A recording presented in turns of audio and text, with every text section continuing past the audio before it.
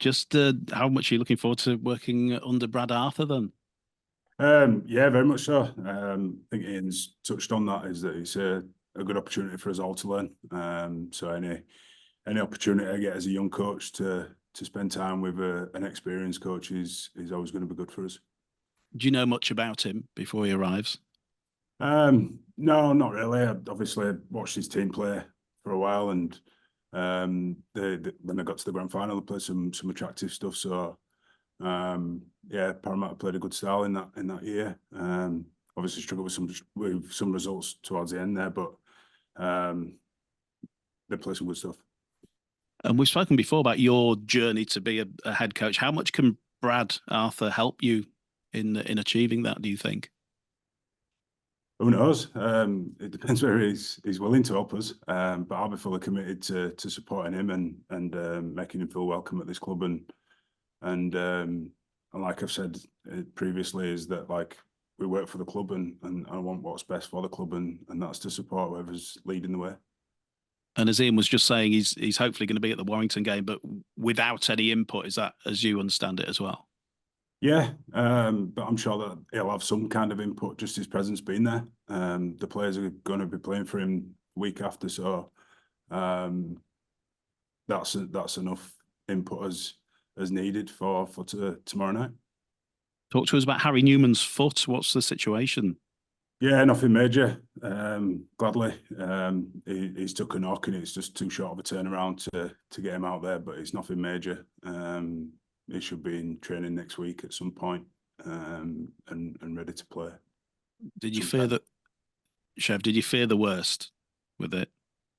Uh, yes and no. Like until medical have had a look at it and it's been assessed, you can't really overthink things. It's just, again, you go back to supporting through that little period of him getting his answers to what it was and how severe it was. So gladly got his scan and it's come back okay. And Justin Sangari's knee, how problematic is that at the moment? Again, medical are ongoing with that, so we'll know more in the next day or so. He's up and around and he's not on crutches, so hopefully it's just a niggle and it'll settle down in due course. So those are two force changes for Thursday. Are you mulling over any further changes? Yeah, there'll be some changes, and it's what's right for the team and what's right for the individuals that'll miss out. So nothing drastic, and I've said it a couple of weeks ago, is that it's a squad. When we played Lee, we used some young lads, and it's about the squad playing and supporting each other.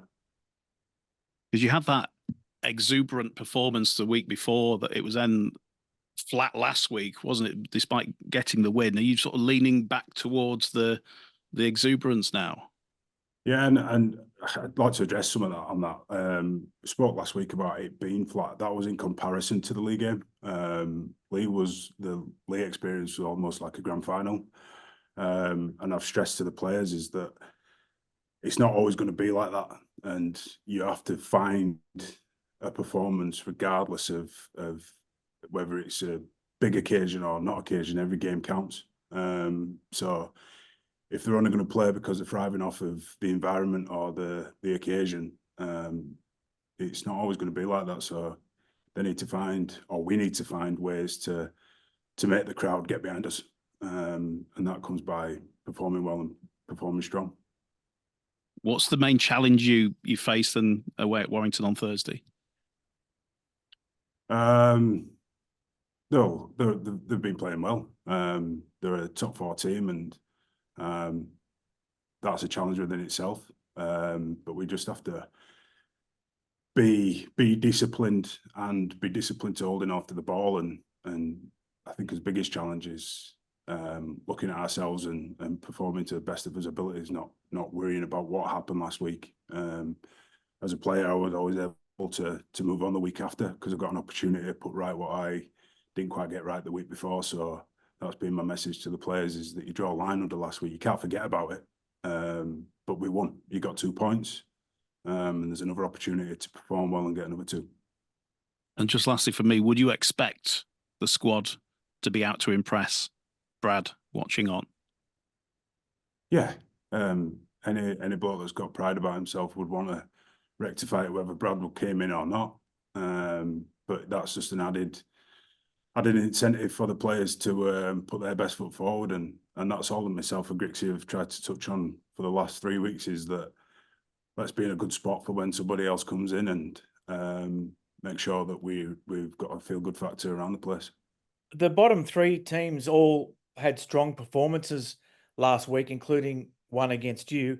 Do you think that was a result of the international break, and that the younger players at those teams benefited more from the break than maybe older, more experienced players would?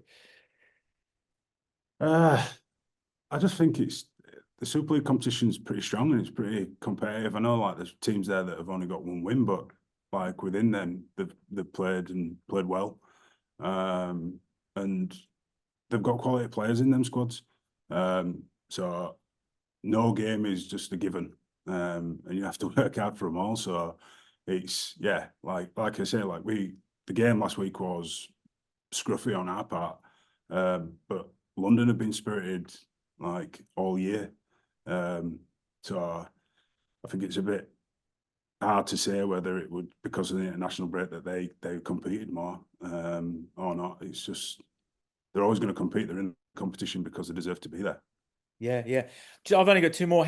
In your mind, how does the kind of transition of power to Brad coming in, how does it, when I say power, but I mean responsibilities, how do you think it's going to work? Like, do you introduce him to everybody and then slowly, as he gets to know the place, he takes on more and more responsibility? Or have you got any preconceptions as to how it might work? No, I can't talk for how Brad wants to approach it, but I can talk for myself from a personal point, is that I'll come be professional and support Brad in settling in, and do my utmost to do my job for him and for the players and for the club.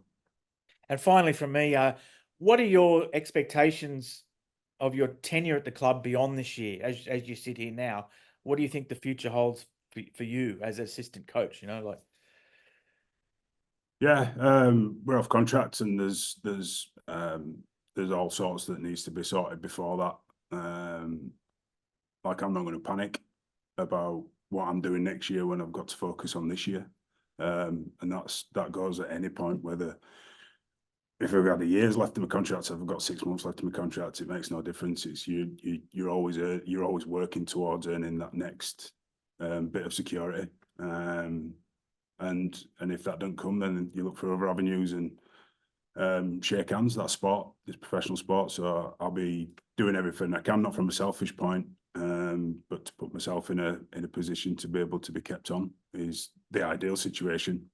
But again, that depends on who is appointed as permanent head coach after this year or the year after that.